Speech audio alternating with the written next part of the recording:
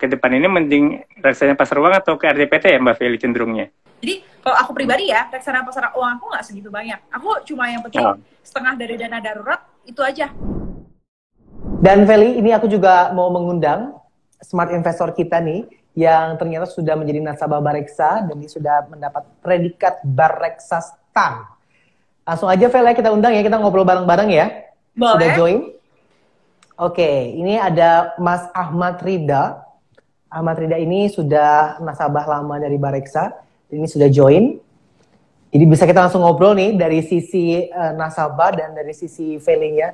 Hai Mas Rido, selamat malam. Malam. Halo Mas, Mbak Feli, apa kabar? Iya baik. Mas Rido sendiri gimana kabarnya? Alhamdulillah baik. Alhamdulillah baik. Sehat, ya. Mas? Sehat semua. Mas Rido lagi di mana ini? Di rumah? Di rumah ya. Oke, di rumah aja. Mas Rido nih ya, katanya kan sudah lama nih di Bareksa menjadi nasabah. Memang sudah berapa lama sih investasi di Bareksa? Mungkin nggak terlalu lama juga ya. Saya buat akun itu pertama kali akhir 2019 sebenarnya. Jadi mungkin setahunan. Ya. Oke. Nah ini gimana sih awalnya bisa join, daftar di Bareksa sampai akhirnya investasi di Bareksa itu ceritanya seperti apa?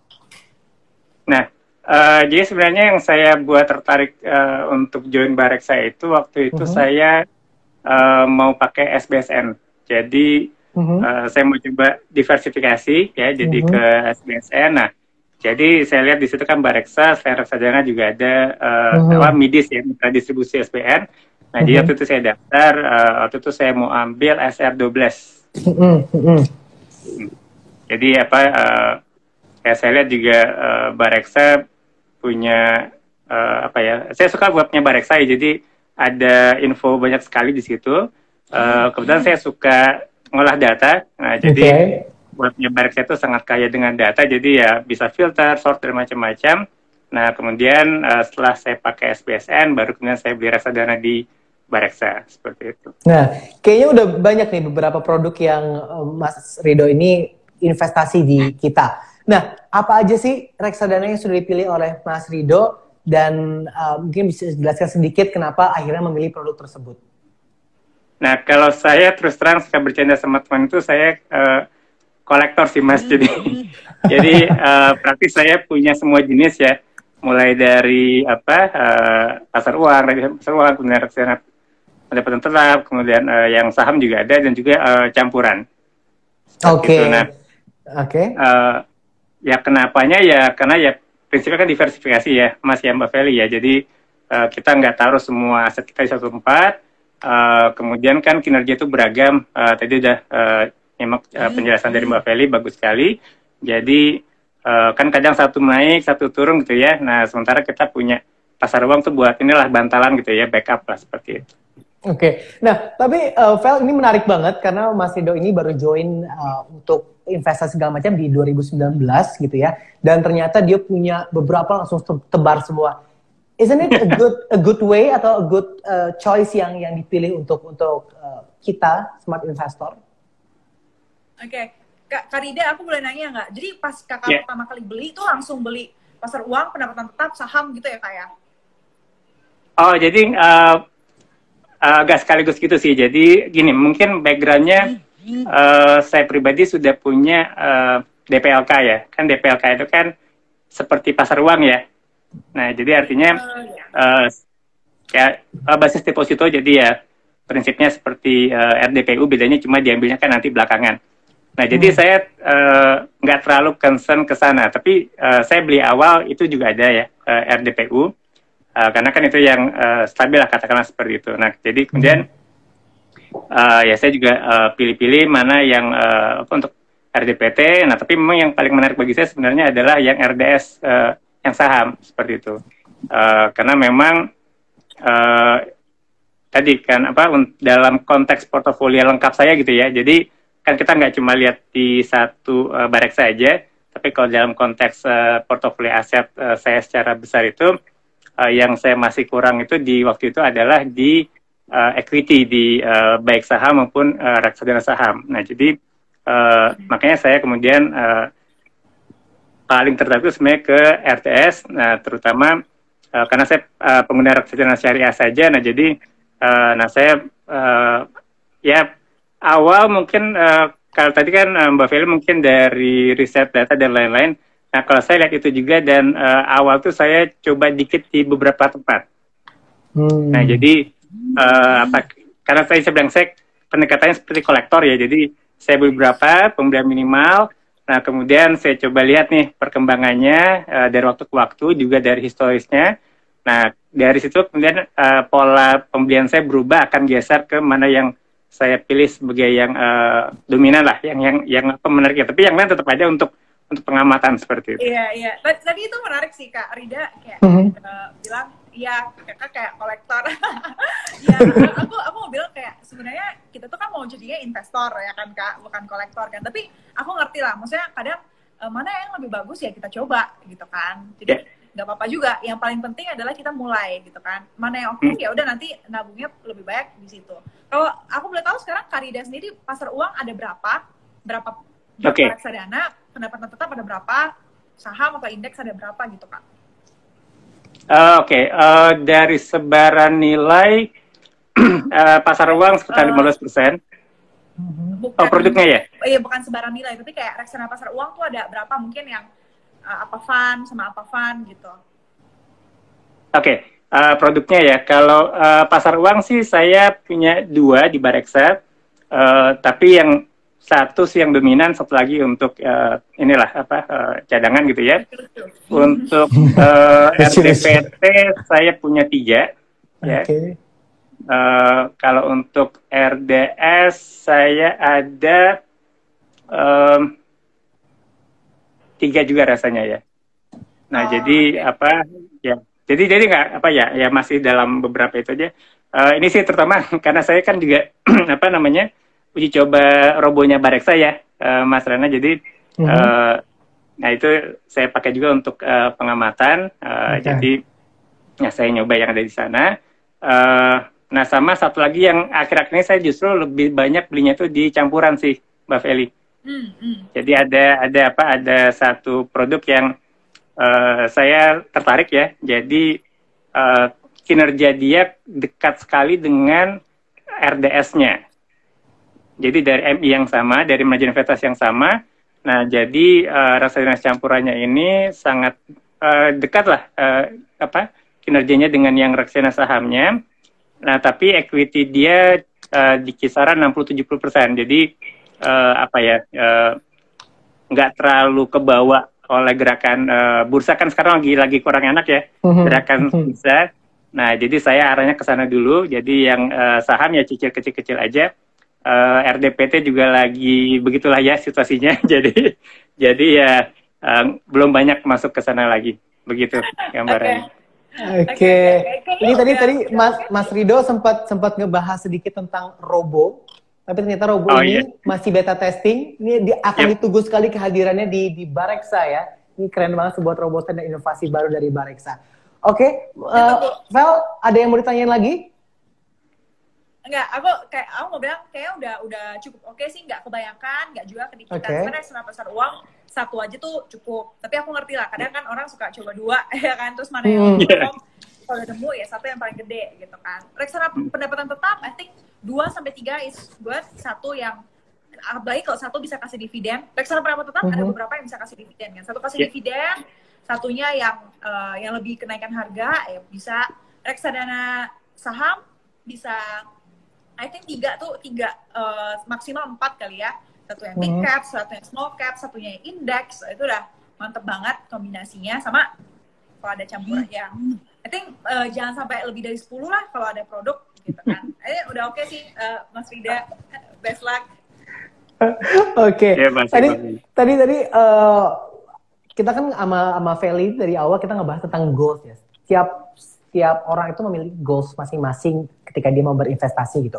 Kalau Mas Rido sendiri, goals-nya tuh apa sih berinvestasi? Nah, goal yang portofolio utama saya sih utamanya itu untuk dana pensiun ya, Mas ya. Jadi kebetulan saya PNS sebenarnya, jadi sudah ada sih dana pensiun dari pemerintah. Nah, tapi tentunya ya saya ingin menjaga gaya hidup keluarga gitu ya. Karena kan tentunya kalau dari itu aja tentu akan ada pergeseran lumayan. Nah, jadi dalam konteks tadi ya untuk menjaga gaya hidup keluarga supaya nggak terlalu jauh berubah. Nah, jadi fokus saya ke dana pensiun. Nah, selain itu saya juga goals yang lain adalah untuk kuliah anak-anak sih itu sebenarnya. Oke, kalau Feli bisa tanggepin, berarti kan goals ini lebih dari 10 tahun atau 15 tahun ya, gitu. Apakah produk-produk yang dipilih oleh Mas Rido ini sudah tepat atau mungkin bisa lebih tinggi lagi? Menurut Feli gimana? Ya, mungkin ini kan, tadi Mas Ridaya kayak mau cerita ya berapa persen di reksadana pasar uang segala macam. Mungkin aku, iya kalau goalsnya tuh yang pensiun segala macam, mungkin 60% lah ada di reksadana saham, indeks, dan campuran gitu. 40% sisanya ya di pasar uang atau di pendapatan tetap. Mungkin cocoknya kayak gitu kali ya, Mas Rida. Hampir 70% sih. Oh ya, bagus lah kalau kayak gitu, ya minimal 60% ya kan. Oke, mungkin dari Mas Rido sendiri ada yang mau ditanyakan ke Mbak Feli? Silakan. Ini sih untuk pasar uang terutama ya kan sekarang ini suku bunga acuan kan lumayan turun ya, Mbak Feli ya. Nah, sementara kan biasa kan larinya kita ke RDPT tuh.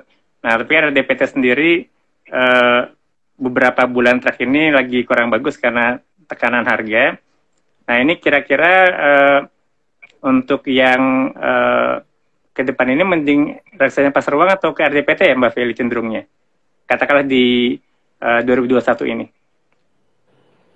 Oke, kalau jujur menurut aku ya masih RDPT sih, mungkin momennya aja, pas lagi momennya lagi turun kayak gini kan, karena efek di US juga sih.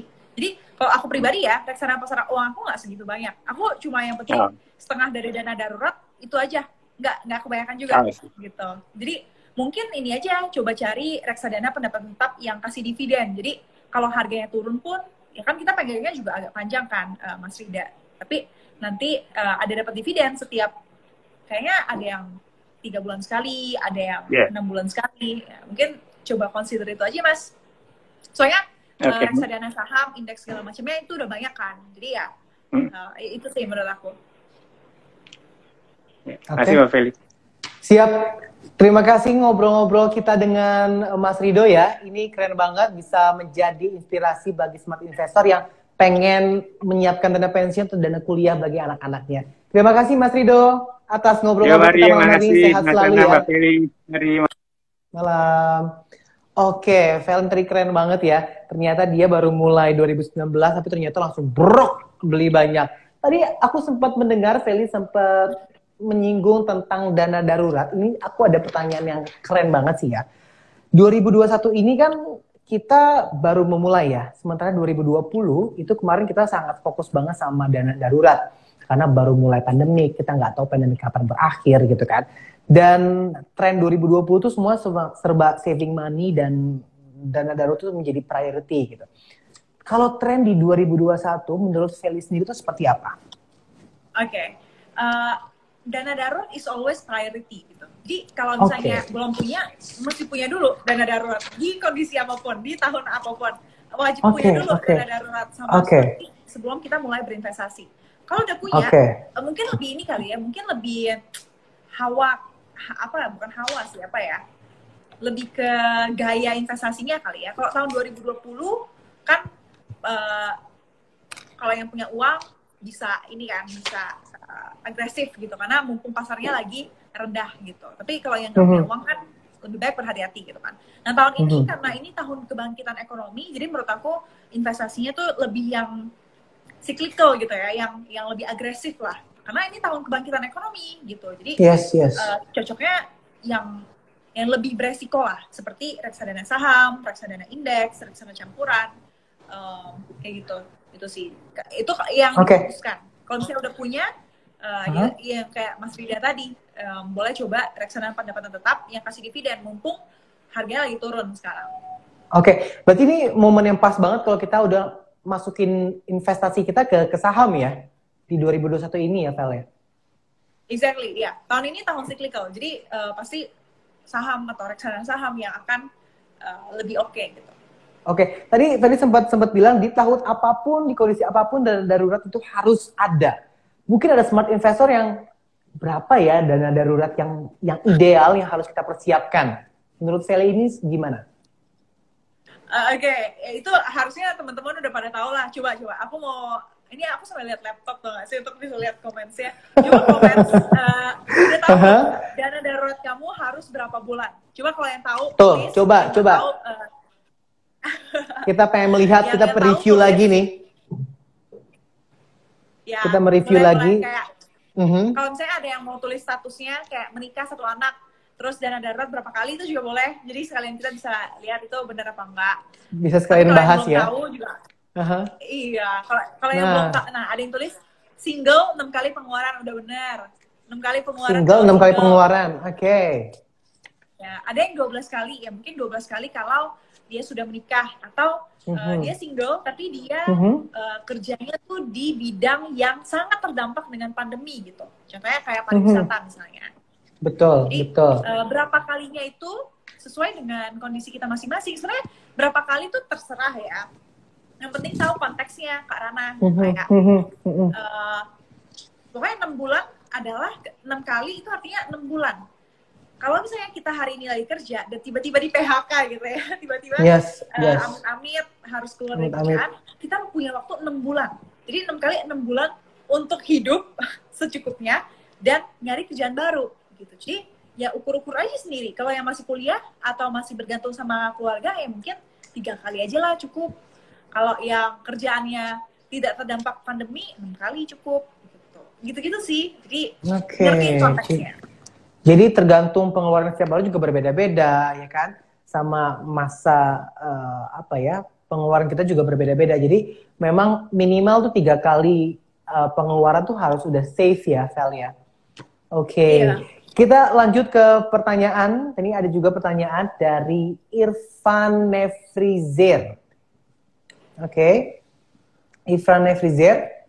Pertanyaannya mungkin tadi agak keganti. Iya. Sebentar, Ifran, yes. Apa perlu dilihat dan apa acuan? Apa acuan memilih reksadana biar dapat cuan sebesar-besarnya dan secepat-cepatnya? Gimana, Vel? To be honest agak males ya jawab pertanyaannya kayak gitu ya orang. Tapi emang orang kayak gitu ya, maunya instan gitu, maunya untuk gede dan bisa yang paling cepat. Betul, bener banget. Ya, kalau mau tanya jawabannya kayak gitu ya pasti reksadana reksadana saham yang bisa kasih untung yang segede-gedenya dalam waktu yang mungkin lumayan singkat. Tapi ingat bahwa yang bisa kasih untung secepat-cepatnya itu juga yang bisa kasih rugi secepat-cepatnya. Jadi fair-fair aja sih orang ya kayak jangan mau untungnya doang tapi ruginya nggak mau gitu. Fair aja lah sama kayak hidup gitu kan. Gimana cara carinya reksadana saham yang kayak gitu? Pasti lebih susah, tapi ya harus inilah due diligence lah, lihat manajer investasinya, track record-nya kayak gimana, terus juga